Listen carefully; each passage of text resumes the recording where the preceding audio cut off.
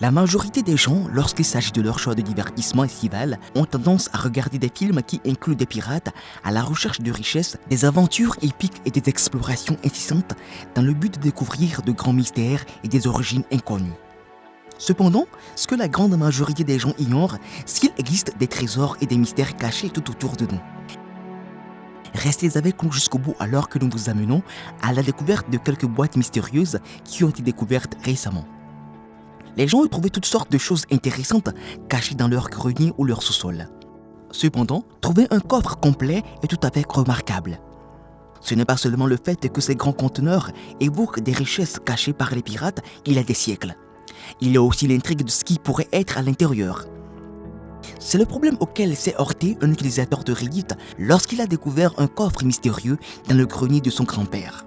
Le contenu était pour le moins inattendu.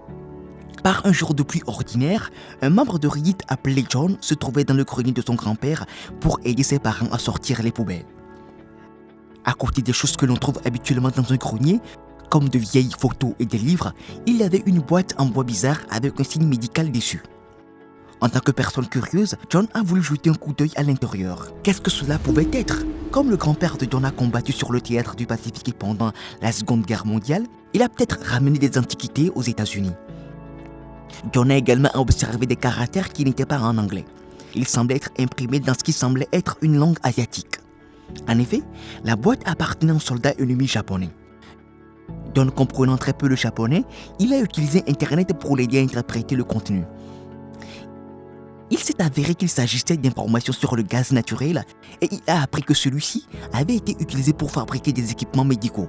Après avoir publié son histoire en ligne, John a attiré beaucoup d'attention. Toutes sortes de personnes ont commencé à discuter de leurs théories sur ce que cela pouvait être, y compris un reconstituteur de la Seconde Guerre mondiale dont l'expertise était la médecine de terrain. Il est allé jusqu'à dire que la boîte était datée de mars 1932, soit bien avant l'entrée en guerre des États-Unis. Ce n'est qu'en septembre 1940 que le Japon rejoint l'effort de guerre.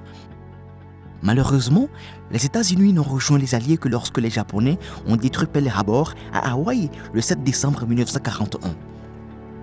La mort a pharmacie est une reproduction de la période Showa, 1926-1989, lorsque le Japon était dirigé par l'empereur Hirohito. Si quelque chose se trouvait encore à l'intérieur de la boîte, il aurait dû être en excellent état car il s'agissait d'une trousse médicale de terrain de l'escouade. Elle avait été scellée pour être étanche à l'air et à l'eau. Une inspection plus approfondie de la caisse de fourniture médicale a révélé plusieurs cartons qui avaient été soigneusement emballés dans l'unité. John n'a pas pu lire les étiquettes des bouteilles ou des boîtes de pilules car elles étaient écrites en japonais. Compte tenu des conseils qu'il a trouvés sur Internet, John a décidé de tester le médicament, quel que soit son âge. Inutile de dire que c'était une approche très risquée. Qui sait, le produit aurait pu être toxique. John a tout de même testé le produit en commençant par une petite bouteille contenant une sorte de liquide violet. Heureusement, il s'est avéré que ce n'était que de l'eau sucrée car une traduction a permis de découvrir que l'emballage indiquait gomme glucose liquide qui était simplement censé augmenter la glycémie.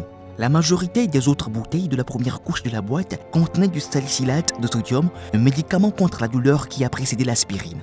D'autres bouteilles contenaient simplement de la caféine qui était utilisée non seulement pour augmenter l'énergie, mais aussi pour réduire l'inflammation. Heureusement qu'il s'est arrêté là, car le récipient suivant contenait du bromisoval, un composé japonais en vente libre aux effets puissants sur le système nerveux.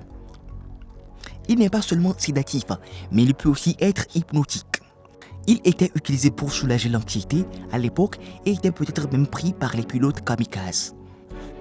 Une autre bouteille portait le texte latin « Liquor novaquin, stérilisation » ou Novacaï.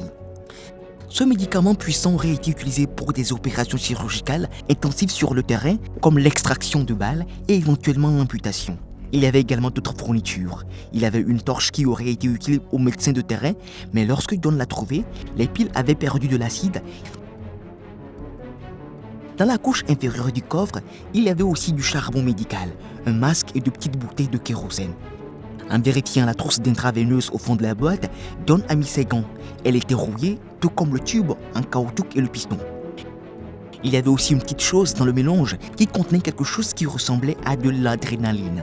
La boîte était marquée digitaminum et contenait de la digitaline, un médicament produit à partir de fleurs de digital et datant des années 1700. Il était utilisé pour traiter l'arythmie, les battements cardiaques irréguliers et d'autres troubles cardiovasculaires. Bien sûr, l'intérêt pour le coffre a commencé à s'émousser avec le temps. Même la personne qui avait aidé John à traduire les étiquettes ne semblait plus être là très souvent. Pourtant, John a continué à enquêter sur le contenu. C'est alors qu'il a découvert un message cryptique dans la boîte. La note était écrite en japonais, mais elle était traduite par adrénaline, novocaïne, atropine. Il était évident que l'atropine, qui pouvait créer des hallucinations terrifiantes, se trouvait encore dans le paquet. Quel est l'intérêt d'avoir une telle chose là-dedans? Les choses sont devenues de plus en plus étranges lorsque John a remarqué de petites ampoules en verre vide. Certaines des personnes que John avait rencontrées sur Internet craignaient qu'elle ait été utilisée pour la thérapie par ventouse, une procédure chinoise qui consiste à utiliser la succion sur la peau pour améliorer la circulation sanguine à l'aide d'ampoules chaudes. John a effectué quelques recherches et a été déçu de découvrir que le coffre médical n'avait pas beaucoup de valeur. Les vieux médicaments périmés ne valent pratiquement rien, mais le fait qu'ils soient tous dans leur emballage d'origine a de la valeur. Quoi qu'il en soit pour les médicaments, le coffre lui-même était une authentique antiquité.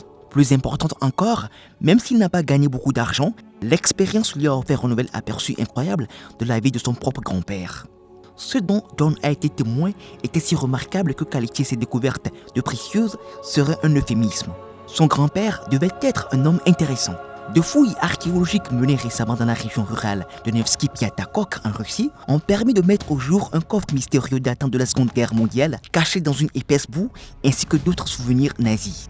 L'histoire qui se déroule sur cette minuscule portion de terrain appelée Nevsky Piatakok, où se sont déroulés certains des combats les plus violents de la guerre, voire de tout le temps, résume vraiment la lutte pour la survie de Leningrad. La boîte était aussi assez lourde. Ce qui se trouvait à l'intérieur devait sembler suffisamment important à un moment donné pour que quelqu'un l'enterre si profondément sous terre.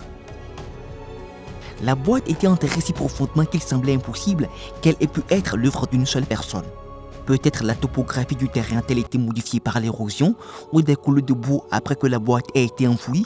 Une autre théorie veut que la région ait été frappée par une grenade ou un autre explosif pendant la guerre. Elle ressemblait exactement à une vraie boîte à trésors, mais avec plus de saleté sur le dessus. Depuis combien de temps est-ce que c'est comme ça sous terre? Et, plus important, qu'est-ce qui pourrait être à l'intérieur? Il semble y avoir une sorte de gravure sur le côté, mais il est impossible de dire ce qu'elle dit. Les archéologues ont été stupéfaits lorsqu'ils ont ouvert la boîte. Ils ont eu l'impression de remonter le temps. À l'intérieur se trouvait le contenu de la vie d'une personne, il y a 70 ans, soigneusement conservé. Ces objets auraient pu appartenir à n'importe qui, et leur état immaculé a stupéfié toutes les personnes impliquées dans les fouilles. Ils ont découvert un Reichsmark allemand, un type de monnaie utilisé entre 1924 et 1948. Il y avait également une carte qui semblait identifier un membre du parti nazi. Il est devenu évident que le coffre contenait les objets personnels d'un soldat allemand. Mais pourquoi aurait-il enterré ses affaires sous terre? En fouillant dans le coffre, les archéologues ont découvert des vêtements, des chaussures, des papiers et des coupures de journaux. Étonnamment, les coupures de journaux étaient encore craquantes et ne semblaient pas du tout avoir vieilli. Un hommage à la boîte scellée qui les contenait. C'était une véritable capsule temporelle de la Seconde Guerre mondiale. Une boîte de cigares, manifestement intacte, figurait également parmi les objets à l'intérieur. Comme la boîte était entièrement remplie, toujours emballée dans son papier d'origine, la personne qui a enterré ces objets venait probablement d'acheter les cigares également. Tous ces objets ont dû fasciner les archéologues qui les ont mis au jour. Le propriétaire de la boîte à clé aimait apparemment fumer des cigares. Une deuxième boîte de cigares a été découverte, elle n'a pas été ouverte non plus. Peut-être ce soldat allemand croyait-il que son camp allait gagner la guerre et voulait-il fêter cela? Il semblait transporter tous ses vices avec lui. Il n'est pas surprenant que la boîte soit si lourde lorsque les archéologues l'ont découverte. Il y avait aussi 2 poignées de rhum jamaïcain à l'intérieur. Si la boîte à cadenas indiquait les préférences de son propriétaire, il n'y avait aucune information sur ce qui était arrivé à l'homme ou sur la raison pour laquelle ses affaires étaient enterrées de la sorte. Le rhum, comme les boîtes de cigares, n'a pas été couvert. Le couvre-chef du soldat allemand a également été mis au jour par les archéologues. Il était en lambeaux et usé par la bataille. Le chapeau avait sans doute appartenu aux soldats nazis, mais le sort de celui qui le portait est inconnu. Il est possible que son histoire ne soit jamais racontée, mais nous pouvons définitivement dire qu'il n'est plus parmi nous. La veste du nazi se trouvait également à l'intérieur et elle était intacte. Cet homme ne l'avait jamais portée ou l'avait lavée avant de l'enterrer avec le reste de ses affaires. Il a pu l'enterrer pour de nombreuses raisons. L'artefact de loin le plus étonnant était une étiquette d'identification qui pourrait être utilisée pour retrouver le propriétaire de ces objets et connaître leur histoire. Cependant, elle ne semblait pas indiquer le nom complet du propriétaire. D'autres objets ont également été découverts sur l'ancien champ de bataille, comme ce pistolet et les autres armes qui étaient éparpillées autour. Une autre version rouillée du pistolet ainsi que de nombreuses autres antiquités ont été découvertes non loin de l'endroit. Les fouilleurs ont déterré d'autres antiquités restées intactes depuis la guerre parmi les débris. Ces plaques d'immatriculation vintage appartenaient sans aucun doute aux combattants SS locaux. À la fin de la guerre, les nazis avaient perdu et fait tout ce qu'ils pouvaient pour se débarrasser et dissimuler le plus grand nombre possible de ces objets. Des casques rouillés, des équipements de travail, des boîtes de conserve et d'autres pièces ont été collectées et placées pour raconter leur histoire. Il y a un débat sur l'authenticité de ces objets. On peut se demander pourquoi ils ont été enterrés en premier lieu. Que pensez-vous de ces découvertes? Dites-le nous dans les commentaires.